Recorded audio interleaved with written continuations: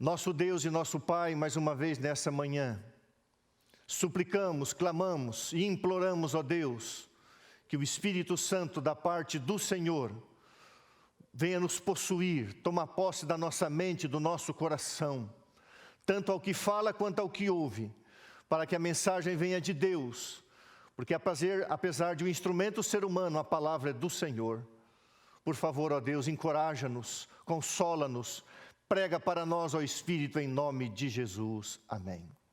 Convido você a abrir o primeiro texto da Bíblia. São dois textos introdutórios, um mais longo, um verso só. O primeiro texto é Isaías, capítulo 40. Isaías, capítulo 40. Nós vamos nos deter hoje no livro do profeta Isaías e vamos falar do planeta edênico. Isaías capítulo 40. Eu vou ler aqui 11 versículos. Pegue a palavra de Deus e atente para a leitura, porque esse aqui era o propósito de Deus para com Israel literal, e agora torna-se o propósito de Deus para o Israel espiritual. E nós vamos entender essa transição do Israel literal para o Israel espiritual à luz da profecia e da própria palavra de Deus. Diz assim, Isaías 40, o Senhor vem, é o título colocado ali. Consolai, consolai o meu povo, diz o vosso Deus. Falai ao coração de Jerusalém, bradai-lhe que já é fim do tempo da sua milícia, a igreja militante, que a sua iniquidade está perdoada e que já recebeu em dobro das mãos do Senhor por todos os seus pecados. Voz do que clama no deserto. Isso aqui se cumpriu com João Batista também. Preparai o caminho do Senhor. A primeira vinda de Cristo preparada por João Batista. E o papel da igreja, preparar a igreja para a sua volta, a sua segunda vinda. Endireitai no ermo, no deserto, vereda ao nosso Deus. Agora veja o plano de Deus e como isso vai se cumprir. Todo vale será aterrado e nivelados todos os montes e outeiros. O que é tortuoso será retificado e os lugares escabrosos aplanados. A glória do Senhor se manifestará e toda a carne a verá. Apocalipse diz, todo olho verá, pois a boca do Senhor o disse. E quando a boca de Deus fala, irmãos, sempre alguma coisa acontece. Uma voz diz, clama, e alguém pergunta, o que hei de clamar? Toda a carne é erva, ser humano, e toda a sua glória como a flor da erva. Seca-se a erva e caem as flores, soprando nelas o hálito do Senhor. Na verdade, o ser humano é erva, é pó, é passageiro, é frágil, é efêmero. Seca-se a erva, passa o ser humano e cai a sua flor. Mas a palavra do nosso Deus permanece eternamente. Louvado seja Deus, porque cremos numa eternidade. Deus tem uma eternidade passada e Deus tem uma eternidade presente e futura. Nós não tivemos uma eternidade passada, mas teremos uma eternidade futura. E a palavra de Deus é eterna, porque vem da boca do Senhor, é uma revelação do próprio Deus. Tu, ó Sião, Sião é uma outra expressão para Jerusalém. Tu, ó Sião, que anuncia boas novas, sobe a um monte muito alto. Tu que anuncia boas novas a Jerusalém, uma repetição no paralelismo hebraico. Ergue a tua voz fortemente, levanta, não temas, e dize às cidades de Judá, eis aí está o vosso Deus. Eis que o Senhor Deus virá com poder, e o seu braço dominará. Eis que o Senhor virá com o seu poder, e o seu braço dominará. Eis que o seu galardão está com ele, e diante dele a sua recompensa. Como o pastor apacentará o seu rebanho, entre os seus braços recolherá os cordeirinhos, e os levará no seio. As que amamentam, ele guiará mansamente. Queridos irmãos, querida igreja, querido povo de Deus, essas breves promessas que eu li aqui eram para ter se cumprido com Israel literal, especialmente após o cativeiro babilônico. Mas Israel não quis, diz a Bíblia, o povo não quis. Jesus mesmo sobre o Monte das Oliveiras, um dia com lágrimas nos olhos e com voz embargada disse: Jerusalém, Jerusalém, que matas os profetas e apedrejas os que te foram enviados, o próprio Filho de Deus, o próprio Deus encarnado. Quantas vezes quis eu reunir você? E agora Jesus usa uma linguagem amorosa, uma linguagem de uma mãe querendo cuidar dos seus filhinhos através dessa ilustração. Quantas vezes eu quis juntar você, reunir você, como uma galinha reúne debaixo de suas asas os seus pintainhos ou os seus pintinhos. Você já viu essa cena? Se você não viu, você não entende. No momento em que vem uma ameaça, todos os pintinhos correm para debaixo das penas das asas da mãe, a mãe da vida. Há várias histórias de aves que no momento de fogo elas foram queimadas, mas por alguma razão os filhotes não, o fogo não chegou a atingir, mas ela permaneceu ali sob o calor do fogo, enquanto seus filhotinhos estavam sendo salvos. Essa é a linguagem de Deus. Leia depois mais uma vez Isaías 40, o consolo de Deus, as promessas de Deus. Agora Isaías 51, verso 3, esse texto é chave para o nosso estudo nessa manhã. Isaías 51, verso 3. Presta bem atenção nesse texto. Esse texto ele é chave para a compreensão do nosso texto, do nosso sermão nessa manhã.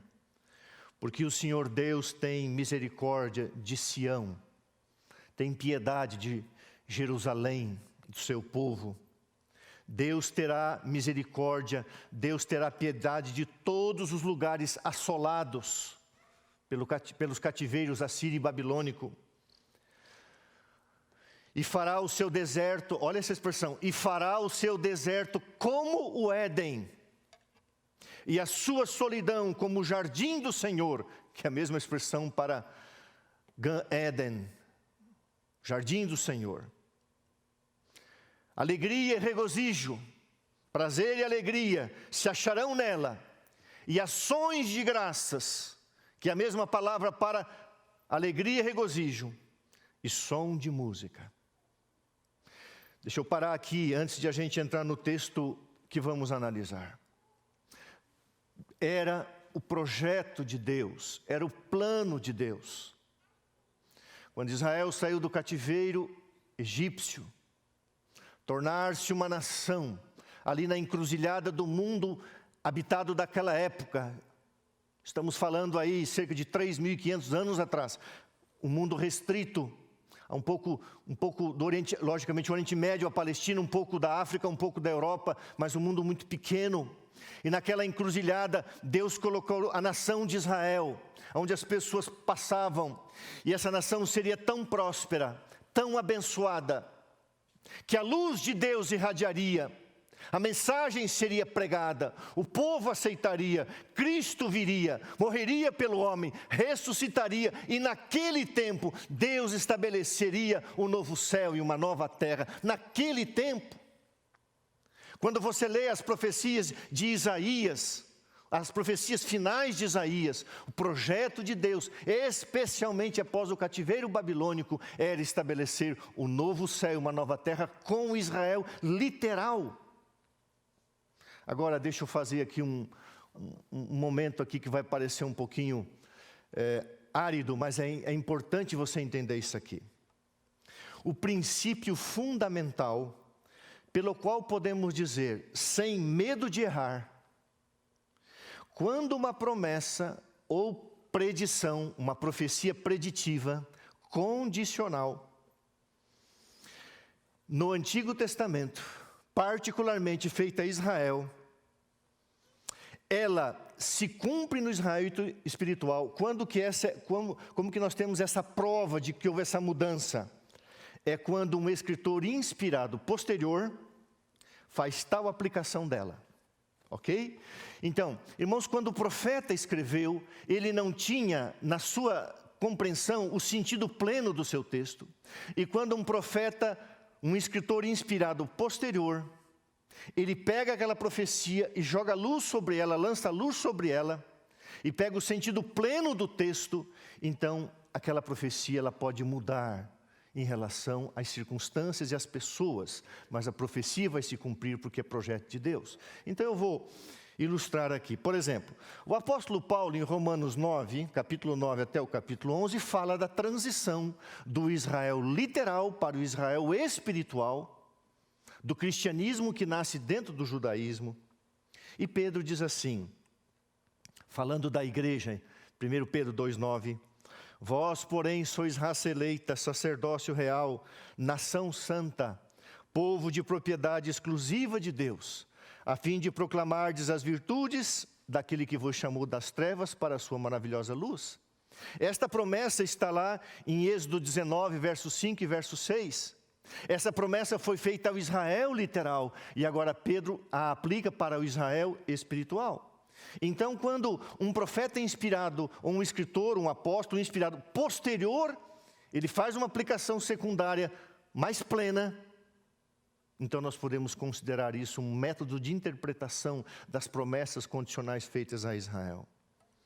O próprio Jesus Cristo, em São Mateus 21, 43, diz, o reino de Deus vos será tirado, falando de Israel que não o aceitou, e será entregue a um povo que lhe produz os respectivos frutos. Então, nessa manhã, queridos, ao estudarmos o capítulo 65 de Isaías, uma parte, você vai perceber que as promessas de Deus feitas ao Israel literal, elas se cumprirão na igreja do Deus vivo, o Israel espiritual. Pastor, Israel será salvo? Os judeus serão salvos? Sim, os judeus serão salvos como cristãos. Não há salvação em nenhum outro nome dado entre os homens pelo qual importa que sejamos salvos. A salvação passa por Jesus Cristo. Todos os judeus serão salvos como cristãos, à medida em que aceitam Jesus Cristo como Filho de Deus. Freio de Paulo, de Pedro, de Jesus Cristo, e o livro Profetas e Reis diz assim, aquilo que Deus propôs realizar a favor do mundo por intermédio de Israel, a nação escolhida, Ele executará por sua igreja, por meio de sua igreja na terra. Agora então abra a Bíblia no texto que nós vamos analisar depois dessa longa introdução. Isaías 65, verso 17 até o verso 25. O plano de Deus era que se cumprisse com a sua igreja no Antigo Testamento chamado Israel. E agora vai se cumprir com a sua igreja, a igreja cristã, nesses dias finais. Leia comigo Isaías 65, verso 17. Novos céus e nova terra. Diz assim, pois eis que eu crio novos céus e nova terra, e não haverá lembrança das coisas passadas, as coisas ruins. Jamais haverá memória delas. Mas vós folgareis e exultareis perpetuamente naquilo que eu crio, porque eu crio para Jerusalém alegria e para o meu povo prazer, regozijo, satisfação, plenitude. E exultarei por causa de Jerusalém, e me alegrarei no meu povo, e nunca mais se ouvirá nela nem voz de choro, nem de clamor. Agora você vai ver expressões que referia-se ao Israel literal, onde as pessoas viveriam, morreriam, Cristo viria e depois ressuscitariam para a vida eterna. O verso 20 diz assim, não haverá mais nela criança para viver poucos dias, nem velho que não morra ao cumprir os seus dias, porque morrer aos 100 anos é morrer ainda jovem, e quem pecar só aos 100 anos será amaldiçoado. Isso se referia ao Israel literal. E agora vamos aplicar ao Israel espiritual. Eles edificarão casas e nelas habitarão, plantarão vinhas e comerão seu fruto. Não edificarão para que outros habitem, não plantarão para que outros comam, porque a longevidade do meu povo será como a da árvore, e os meus eleitos desfrutarão de todas as obras das suas mãos. Não trabalharão em vão, debalde, nem terão filhos para a calamidade, porque são a posteridade bendita do Senhor, e os seus filhos estarão com ele. E será que antes que clamem eu responderei, estando eles ainda falando, eu os ouvirei. Há uma fluidez de símbolo Israel literal, Israel espiritual. E o verso 25 refere-se ao Israel, refere-se aos dois, mas vai se cumprir com um espiritual. O lobo e o cordeiro pastarão juntos, e o leão comerá palha como o boi. Pó será a comida da serpente. Não se fará mal, nem dano algum, em todo o meu santo monte, diz o Senhor. Ah, queridos irmãos, eu gosto de um texto de Jó que diz assim, Jó 42, 2. Bem sei que tudo podes, e nenhum dos teus planos pode ser frustrado. Ao criar o homem, ao colocar um ser, a imagem e semelhança aqui na terra, Adão e Eva, um casal, Deus entregou o domínio, a realeza desse planeta a esse casal. Satanás usurpou, roubou, enganou, tornou-se o príncipe deste mundo.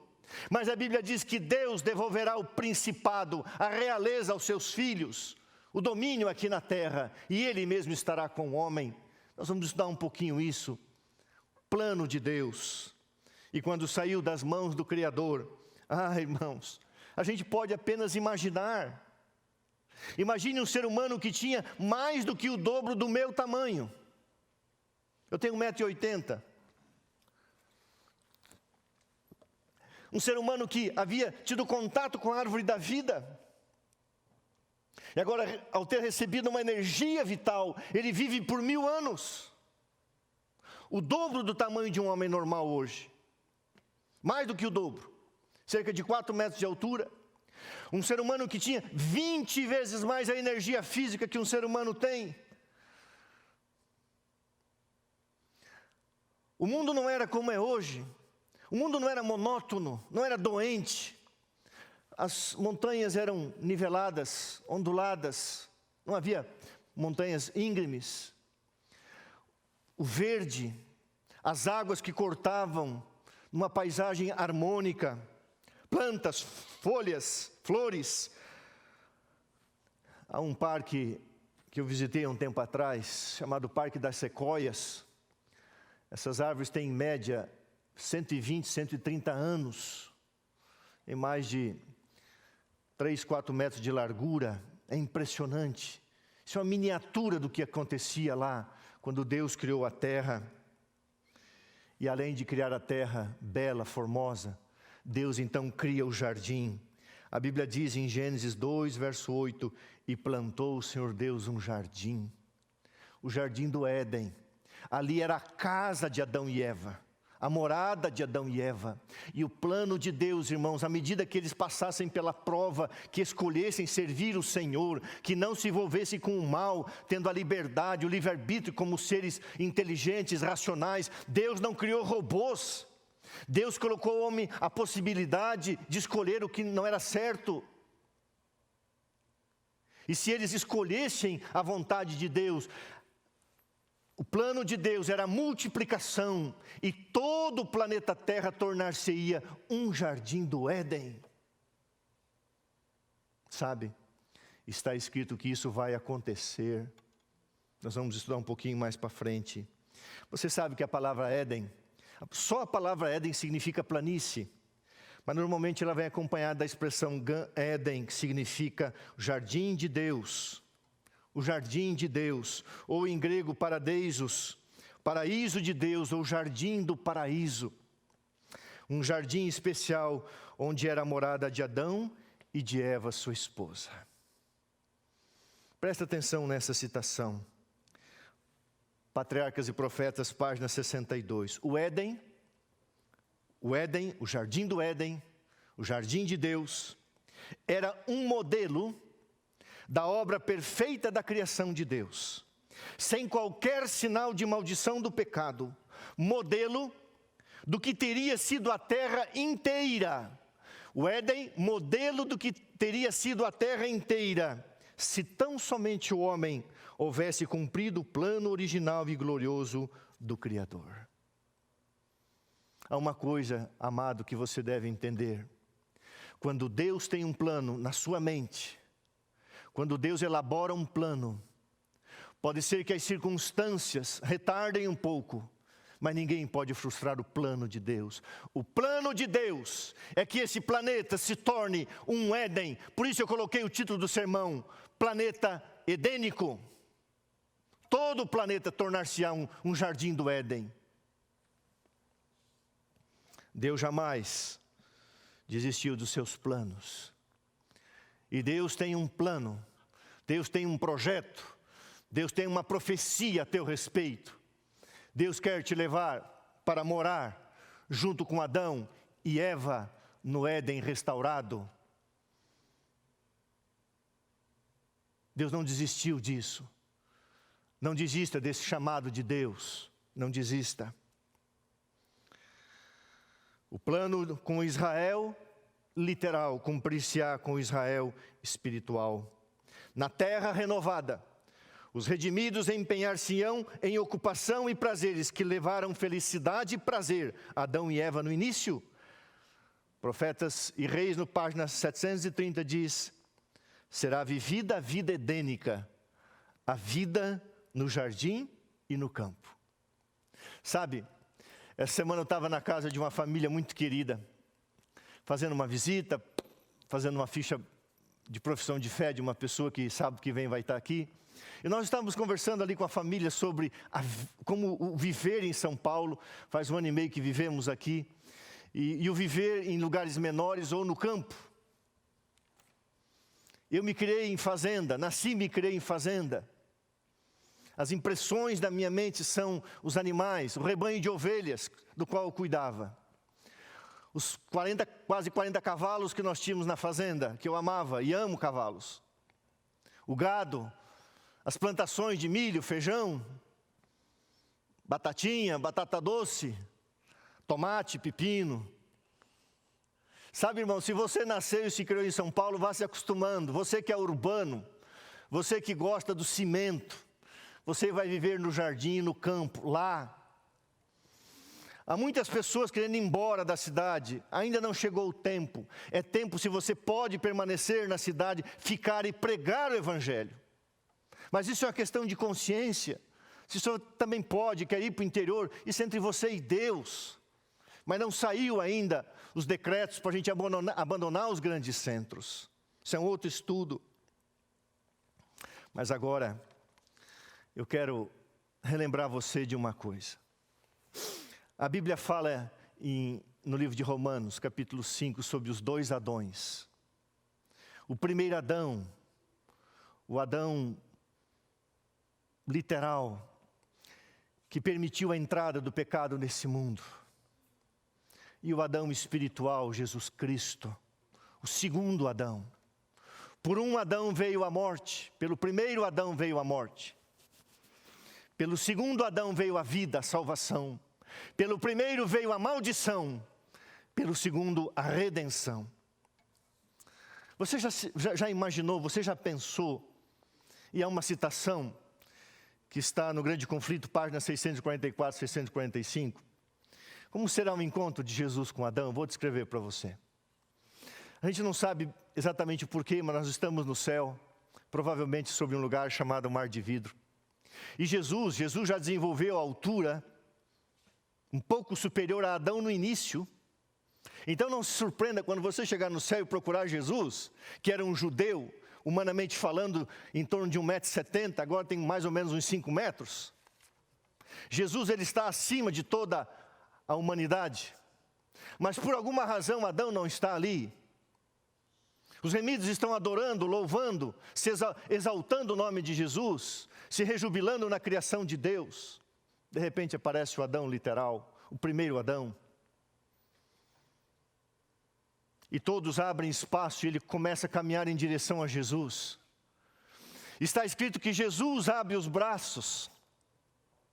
Jesus quer abraçar Adão.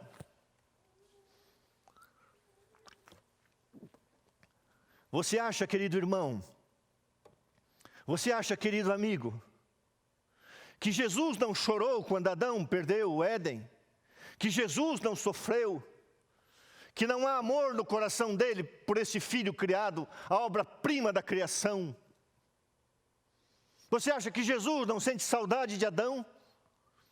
A vida de Adão na terra foi uma vida de humilhação e tristeza. Cada animal que ele sacrificava, cada folha que caía, cada degradação que ele viu durante um milênio quase, lembrava o seu pecado. Mas fielmente se arrependeu. Durante 4 gerações, levou a sua família ao portão do jardim do Éden, de onde fora expulso. Adão, ele teve visão de todo o plano da redenção. Ele viu a morte de Jesus Cristo. Adão orou e clamou a Deus para que Deus não matasse o seu filho em seu lugar, mas que ele morresse. A primeira oração não respondida nesse mundo foi quando Adão pediu para morrer. Disse: não é justo.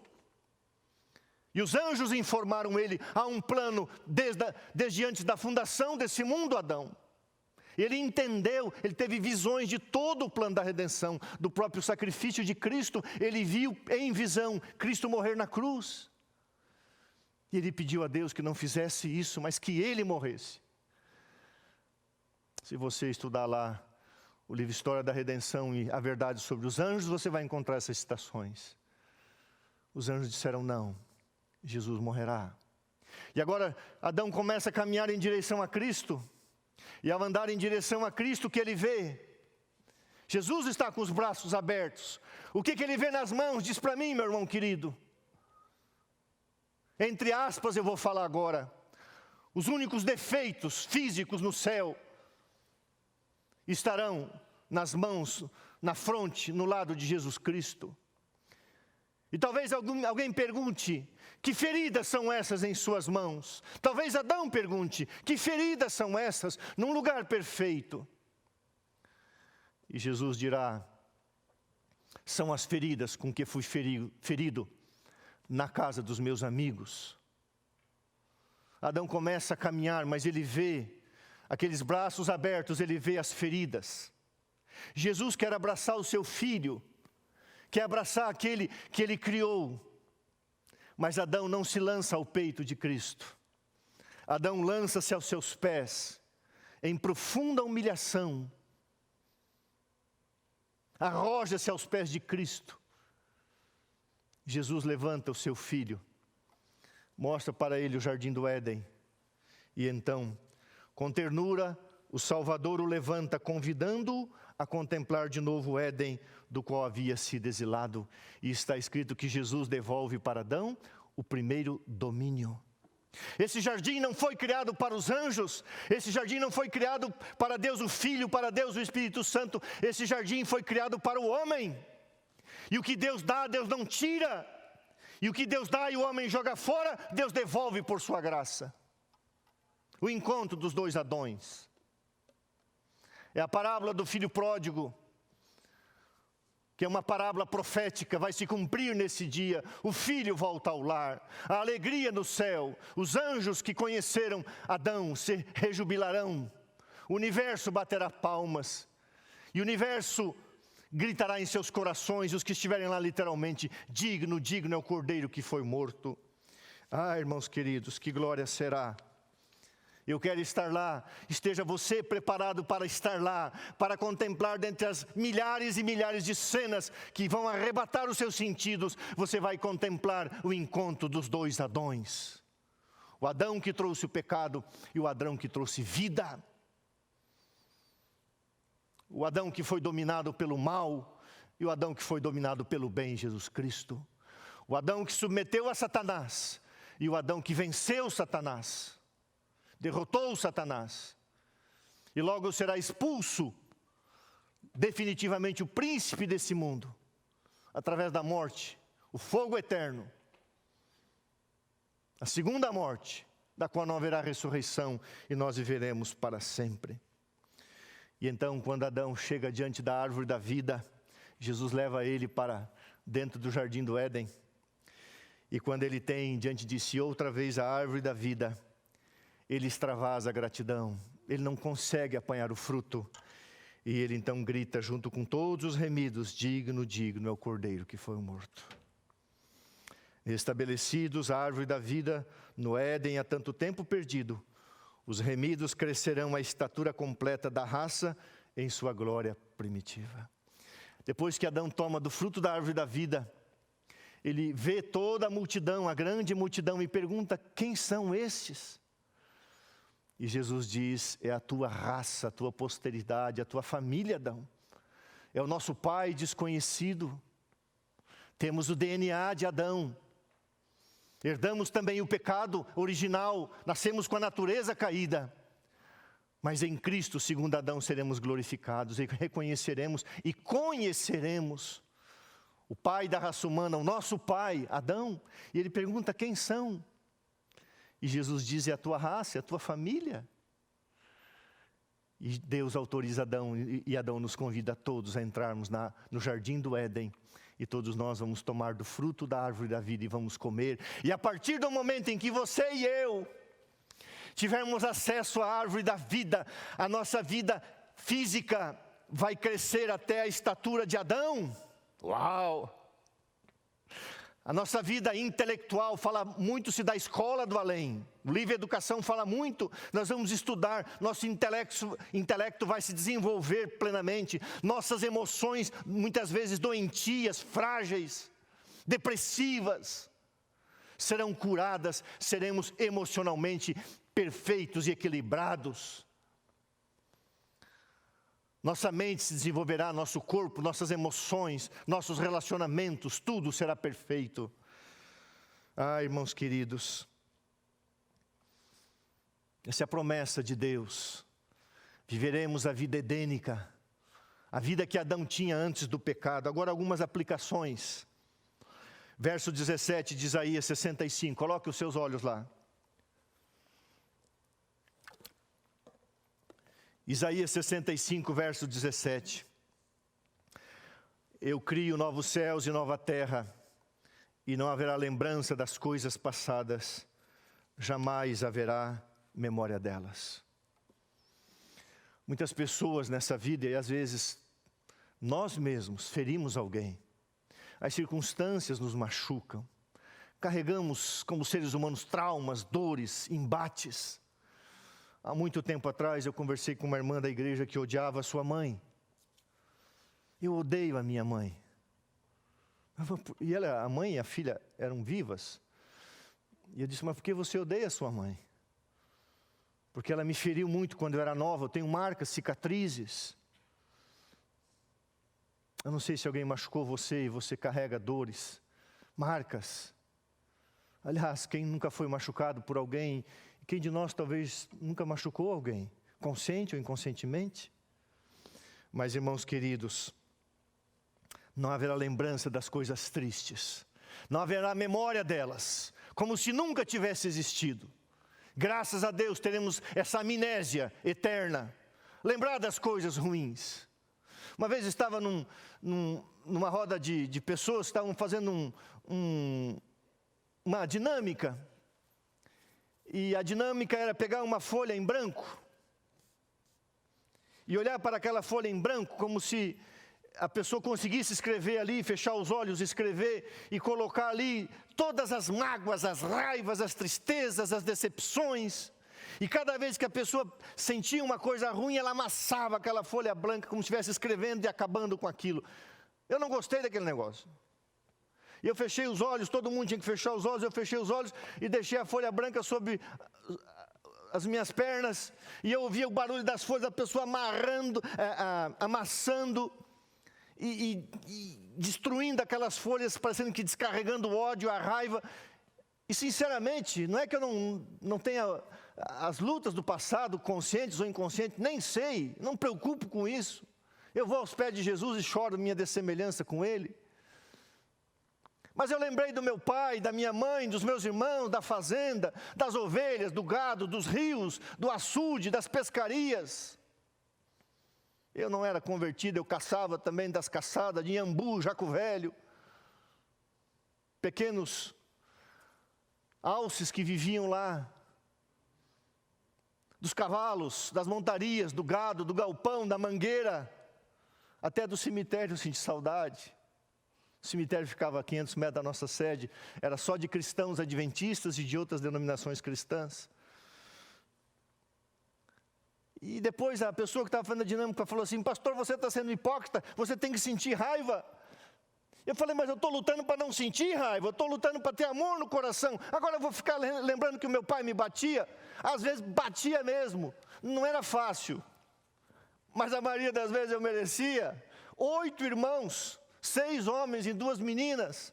6 irmãos, sangue quente, alemães. E a gente aprontava e o pai chegava o rei, que não era fácil, chegava mesmo. Não tem nenhum preguiçoso lá em casa. Aprendemos bem. Agora você vai ficar com raiva porque você apanhou? Eu apanhei injustamente. O pai entrava no quarto, era 6 moleques fazendo bagunça, ele fechava a porta, apanhava os 6. Ah, pai, foi fulano, não me importa, vai apanhar todo mundo. E às vezes apanhava por antecedência. Às vezes apanhava para não fazer, porque o pai sabia que fazia bobagem. Na fazenda, tinha muita coisa para fazer bobagem. Judiar dos animais, às vezes, eu não fazia isso. Eu amo os animais. Mas às vezes, mexendo no que o pai não autorizava a mexer, alguns judiavam dos animais, machucavam os animais, feriam os animais. Então o pai já batia antes. Ah, você vai ficar com mágoa? Eu amo meu pai, sinto saudade dele. Vou lá semana que vem ver o pai, a mãe. Mas se alguém machucou você, um dia você vai esquecer de tudo. Especialmente se forem queridos seus. Tire do seu coração as mágoas. Tire do seu coração a dor. As pessoas podem não gostar do seu jeito, podem não gostar de você, mas Deus gosta. As pessoas podem não amar você, podem interpretar mal você, podem desprezar você, escorraçar você daqui para lá, não importa. Corra para os braços de Jesus. Não haverá lembrança das coisas tristes como se elas jamais tivessem existido. Apenas, como já falei, Zacarias 13, verso 6, se alguém lhe perguntar, que feridas são essas nas tuas mãos? Responderá Jesus, são as feridas com que fui ferido na casa dos meus amigos. Veio para os seus, e os seus não o receberam. Ferido, maltratado, desprezado, cuspido. Essa semana alguém mandou um negócio para mim muito interessante. Normalmente as famílias assim, tem os irmãos, as irmãs, às vezes se machucam, né? Aí alguém mandou um negócio, achei muito interessante. Quem perseguiu José foram os irmãos. Quem perseguiu Jesus foram os irmãos. Quem perseguiu Jacó foi um irmão. Então não odeie os seus irmãos, não odeie a sua família. O teu verdadeiro inimigo não é os teus irmãos da igreja, não são os teus irmãos da igreja, não é a tua família, não são os teus familiares. O teu verdadeiro inimigo é você e o diabo.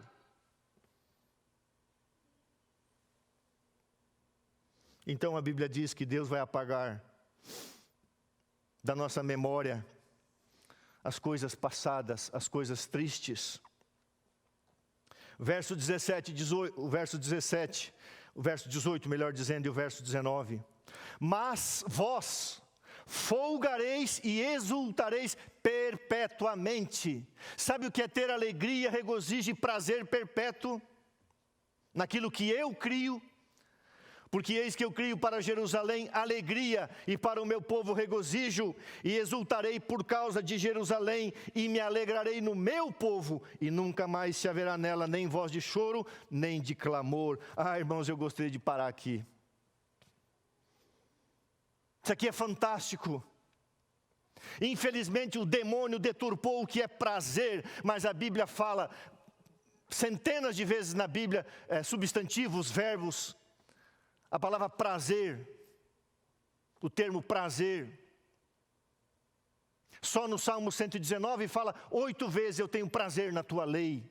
Deus criou o verdadeiro prazer, a verdadeira alegria. O diabo deturpou. Hoje você fala prazer, tem a ver com sexualidade, e normalmente deturpada. Esse não é o prazer. A Bíblia diz que Deus nos dará alegria, exultação na criação dEle, assim como Ele se regozija em nós. O prazer da eternidade vai ser o prazer verdadeiro, a satisfação verdadeira, o amor verdadeiro. Interessante a palavra aqui, os prazeres lícitos serão permanentes. Irmãos, todo prazer deste mundo que vem de Deus, lícito, ele é permanente aqui na terra e será permanente no céu. Eu digo, enquanto aqui vivermos, o prazer de um relacionamento conjugal, não só a vida sexual, mas o prazer da companhia, do abraço, de andar de mãos dadas, levar uma flor para a tua amada, levar o teu amado para jantar fora, na pandemia. Não pode, compra um delivery. A palavra prazer no Antigo Testamento significa, a palavra rapes, significa, é um prazer emocional, tem a ver mais com as emoções do que com o físico. Interessante que a mesma palavra usada para o homem é usada para Deus. A Bíblia diz que Deus tem satisfação, Deus tem prazer no seu povo. Alegria, deleite, delícia. Jesus disse assim: quando Ele vier em glória e majestade, Ele olhará para você e para mim e dirá: bem-está, servo. Um verdadeiro filho de Deus, uma verdadeira filha de Deus, é um servo de Deus e uma serva de Deus. Eu e a minha esposa oramos todos os dias pelas nossas filhas, por uma única coisa, que sejam servas de Deus. Bem-está, servo, bem-está, serva bom e fiel. Sobre o pouco este mundo foste fiel, sobre o muito te colocarei. O Eterno, entra no gozo do teu Senhor. Eu vou explicar isso aqui. A Bíblia diz assim, em Isaías 52 e 53. Jesus verá o trabalho de sua alma e ficará satisfeito. Irmãos, a alegria de Cristo, o gozo de Cristo, o prazer de Cristo, será ver-os remidos com Ele no céu, seus filhos. E nós vamos entrar, nós vamos participar desta alegria. Que alegria? A alegria de ver alguém no céu salvo através do nosso testemunho, do nosso exemplo, da nossa pregação, do nosso trabalho. Mas quando nós chegarmos no céu, o maior prazer que você terá eternamente é quando as pessoas te abraçarem e disserem: eu estou aqui por tua causa.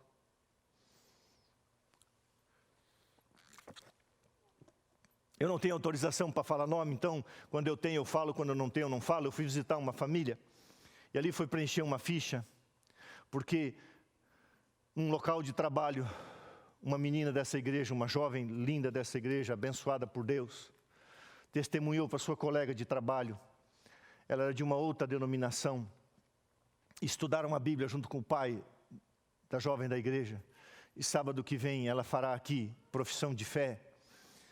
E eu falei para a jovem da igreja: é a tua primeira estrelinha no céu? Tua primeira estrelinha. Entra no gozo do Senhor, participa da satisfação de Deus, e a maior satisfação de Deus é a salvação dos seus filhos. Prazer, rapes. No Salmo 119, 8 vezes, o salmista diz: eu tenho prazer na tua lei, prazer nas coisas de Deus. Interessante que a palavra grega, uma das palavras gregas para prazer, vem do termo eucarístice. Aí vem eucaristia, é eucharis. É ação de graças, mas em algum momento esta palavra é traduzida por banquete. Uau! Banquete. É isso que te espera no novo céu, numa nova terra. No teu lar edênico é um banquete. Verso 21 até o verso 23, para a gente encerrando.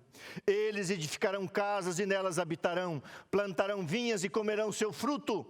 Não edificarão para que outros habitem, não plantarão para que outros comam, porque a longevidade do meu povo será como a da árvore. É uma figura de linguagem. E os meus eleitos desfrutarão de todas as obras das suas mãos. Não trabalharão em vão, debalde, nem terão filhos para a calamidade. Isso aqui refere-se a Israel antigo. Porque a posteridade bendita do Senhor, os seus filhos estarão com eles eternamente. Eu já vou emendar aqui, verso 25. O lobo e o cordeiro pastarão juntos e o leão comerá palha como boi. Pó será a comida da serpente, não se fará mal nem dano algum em todo o meu santo monte, diz o Senhor. Se prepare, irmão querida, se prepare, irmã querida, irmão querido, nós vamos viver na terra renovada e a terra toda será um jardim, um Éden, um novo céu e uma nova terra. Eu quero me deter aqui. A Bíblia fala no verso 21 a 23, as obras das suas próprias mãos. Presta atenção no que eu vou te explicar agora. Deus, ao criar o homem, criou o homem à sua imagem e semelhança. E Deus fez do homem o seu companheiro. E Deus envolveu o homem em todas as obras criadas e deu ao homem o domínio desse planeta. Após a entrada do pecado, Deus mostrou o seu plano da redenção a Adão e Eva. E Deus sempre mostrou para o homem que o homem seria participante das suas coisas aqui na terra, apesar do pecado. Então, irmãos, na Bíblia as coisas são divinas, mas também são humanas. O divino torna-se humano e o humano torna-se divino pelo Espírito Santo, a ponto de estar escrito que o homem terá a natureza de Deus. Eu vou ler esse texto para você. Então, a Bíblia foi inspirada por Deus através do Espírito Santo, mas foi escrita por homens. A missão de salvar é de Deus, mas nós somos testemunhas e cooperadores. O santo dízimo é de Deus, é devolução, é adoração. A oferta é a minha parte, a parte humana é gratidão. Não adianta só devolver o dízimo, você tem que adorar a Deus também, devolvendo, ofertando, é a parte humana. Jesus Cristo é plenamente Deus e plenamente homem, mistura-se. 1 Pedro 1,4, seremos participantes da natureza de Deus. Irmãos, temos uma natureza elevada, enobrecida, durante a vida edênica. Presta atenção nisso, durante a vida edênica, você vai poder viajar para todo o universo criado de Deus, sempre que você quiser. Não haverá noite, já estudamos sábado passado. Teremos uma natureza elevada, e aonde você quiser ir, você vai. Você não vai agora querer mais viajar para um outro estado. O teu sonho sempre foi conhecer a América do Norte, a Europa. Talvez não deu, não faltou dinheiro, não tem problema. Você vai conhecer o universo de Deus. Uau! Alçaremos voos incontáveis para os mundos não caídos e vamos contar a história da redenção. Seremos testemunhas na eternidade do amor de Jesus Cristo. Deus fez sua casa em Jerusalém, é isso que eu gosto. Deus fez uma casa para você em Jerusalém. Você vai fazer a tua casa na tua fazenda. Se prepara, irmãozinho, você que é muito urbano. Deus vai fazer uma enorme reforma agrária nesse planetinha aqui. E vai virar um planetão. E Deus vai dar uma fazenda para você. E você vai criar os teus animais, vai plantar tuas frutas, verduras, legumes, nozes, cereais, o que você quiser. E você vai fazer a tua casa. Eu não sei como é que vai ser isso, mas a Bíblia diz que Deus é o arquiteto e construtor. Você vai arquitetar com a inteligência que você vai ter, e você vai construir a sua casa. Isso é literal. E você vai viver no campo, e cada sábado você vai a Jerusalém adorar Jesus. Deus cria, você procria. Irmãos, para mim a maior prova da imagem e semelhança divina na criação é o homem feito à imagem e semelhança de Deus. Deus é o Criador, mas quando um homem e uma mulher se unem em casamento, eles procriam, geram vida. Isso vem de Deus. Você morará na cidade. Você se acha pobre? Hein? Você vai ter uma casa em Jerusalém de ouro, portas de pérola. E você vai ter uma casa no campo, para você não enjoar. Mas não vai enjoar. Mas você vai ficar um pouco no campo, trabalhando para comer. É um lugar de trabalho, a vida é real. Não minimize, nós temos que dar valor àquilo que é real. A vida será real, apenas sem a dor e sofrimento. Os eleitos desfrutarão das obras das suas mãos. Deus plantou o Éden e você plantará o seu Éden, o seu jardim. A terra inteira será um Éden divino, humano. Todo o planeta Terra se tornará como o jardim do Senhor. Muitas vezes a gente se frustra, né? Quando eu tinha 14 para 15 anos, eu queria comprar um relógio. Um 3 estrelas, eu esqueci, um Oriente 3 estrelas. 1981. E eu pedi para o pai para fazer uma lavoura. E o pai disse, olha, não dá, não tem como fazer, vai gastar. E eu acho que ele não acreditou muito em mim, então ele me deu uma ilhota, um pedaço de terra, tamanho de 1 hectare de terra, quase 10 mil metros quadrados, cercada por um rio. E ali eu fiz uma lavoura, limpei, trabalhei muito, fiz uma lavoura de milho. Só que na época da colheita deu uma cheia e o milho apodreceu. E eu colhi apenas uma parte do milho podre e lembrei de um senhor chamado Samuel Berger, que tinha vacas que tirava leite. Eu fui lá e disse: o senhor não quer comprar milho podre, milho estragado da enchente? A vaca come, é até bom porque já está inchado. Ele falou: não tem dinheiro, mas eu troco por essa carroça. E eu troquei a minha primeira lavoura de milho por uma carroça. Se um dia você for na minha casa, eu quiser mandar uma foto, eu só tenho as rodas da carroça, que eu guardo até hoje, as 4 rodas da carroça. Lá no céu você vai plantar e as coisas não vão apodrecer. Você não vai precisar vender, você vai desfrutar. A Bíblia fala dos vinhedos. E você vai poder tomar o puro suco da uva, melhor do que a Super Bom. Ah, irmãos queridos. E ali a Bíblia diz: o homem será restaurado à sua perdida realeza. Você é filho do rei, será príncipe deste mundo, do teu mundo também. E então, Isaías 66, verso 22 e 23, o último texto. Porque como os novos céus e a nova terra que hei de fazer estarão diante de mim, diz o Senhor, assim é de estar a vossa posteridade e o vosso nome, e será que de uma festa da lua nova até a outra, isso aqui era do ciclo mensal de Israel, e de um sábado a outro na eternidade, virá toda a carne adorar perante mim.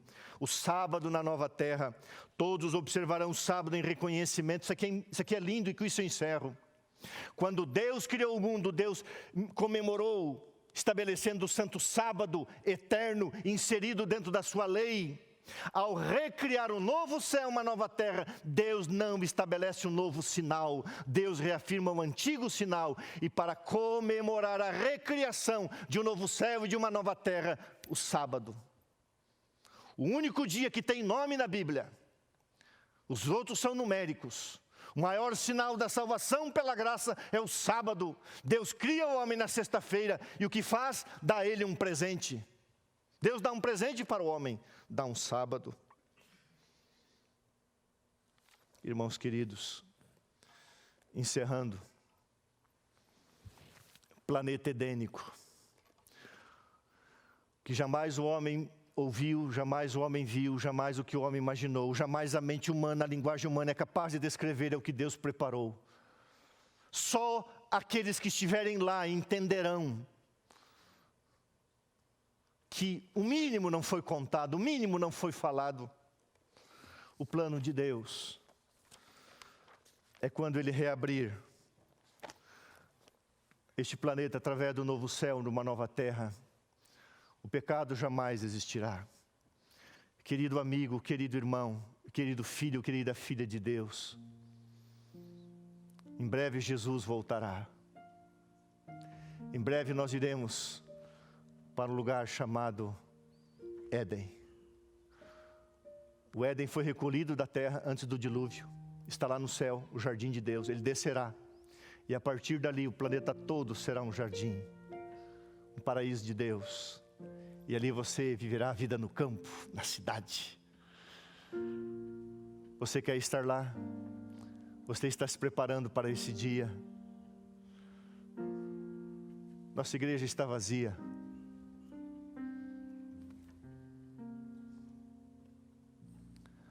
Às vezes eu entro aqui e fico triste.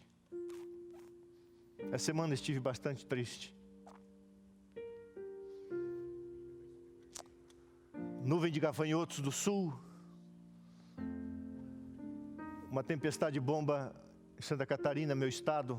Graças a Deus minha família não foi afetada, mas quantas foram? Uma onda vindo do deserto do Saara sobre o planeta. Cada vez veremos mais essas coisas. Às vezes eu fico me perguntando, quando será?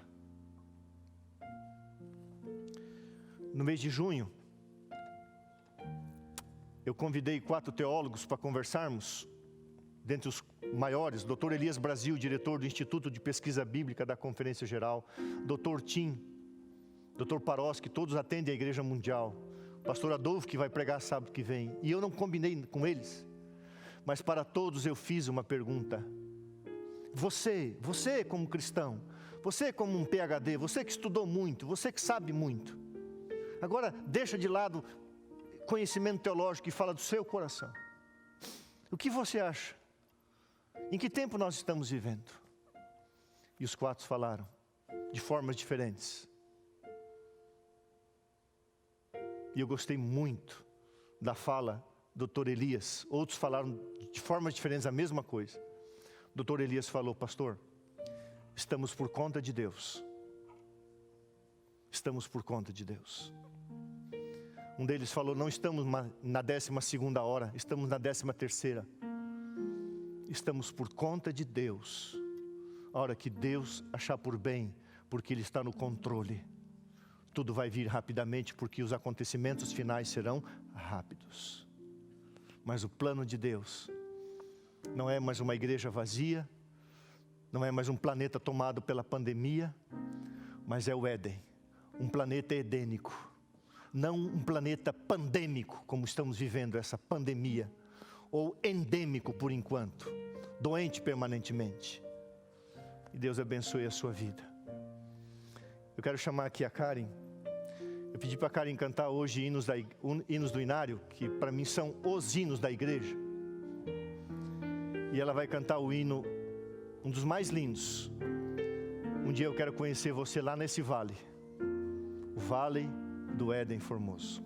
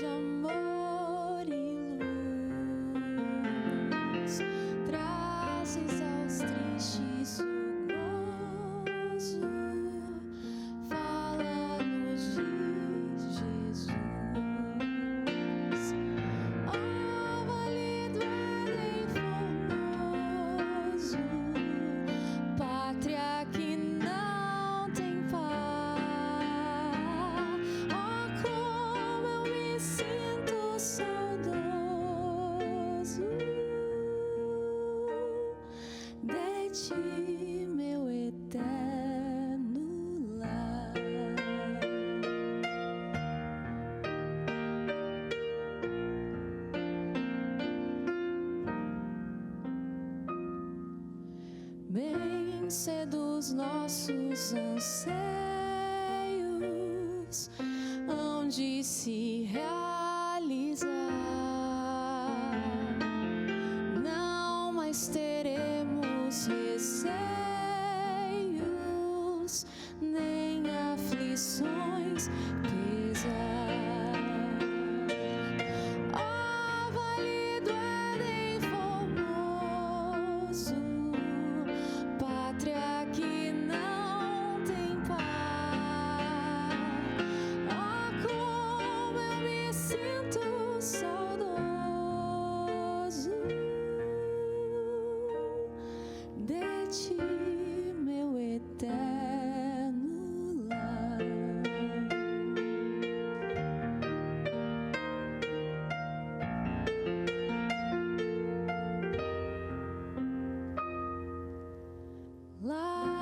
Junto ao trono divino,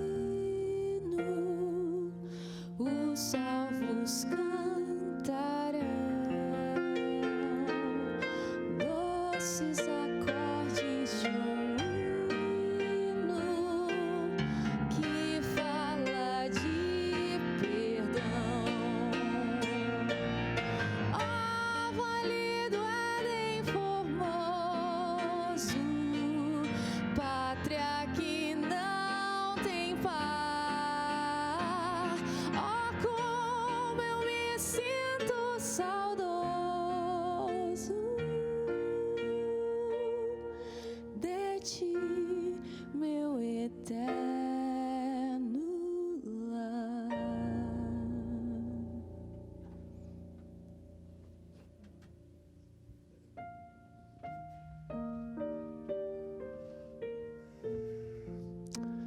nosso eterno lar.